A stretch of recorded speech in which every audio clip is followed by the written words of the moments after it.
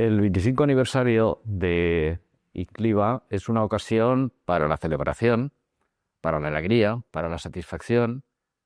También es una ocasión para reconocer el esfuerzo, el trabajo, la dedicación de las personas que crearon el instituto y que lo han dirigido durante estos 25 años. Gracias a ellos, ICLIVA, que comenzó siendo un pequeño grupo de profesionales que trabajaban para potenciar la investigación, ha llegado a ser uno de los institutos más importantes de la investigación biomédica en España.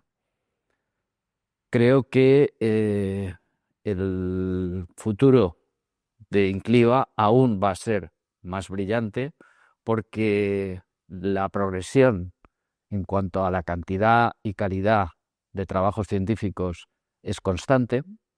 Cada vez el instituto es más quitado, cada vez los comités científicos interno y externo reconocen mejor el trabajo que se hace en el INCLIVA y eso nos hace pensar que vamos a alcanzar aún metas mucho mejores y más elevadas.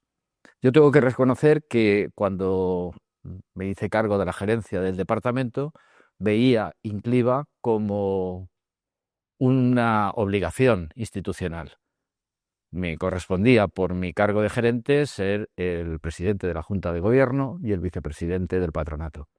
Pero con el paso de los tiempos y con el conocimiento más exhaustivo de lo que hace el instituto, he comprendido claramente que INCLIVA es un elemento fundamental, una de las tres patas en las que descansa la actividad de un departamento clínico como es el Clínico Malvarrosa. Esa pata es, por supuesto, la de la investigación que se une a la docencia y a la asistencia. Me siento muy orgulloso del trabajo que hace INCLIVA y me siento también muy feliz de que haya cumplido sus primeros 25 años.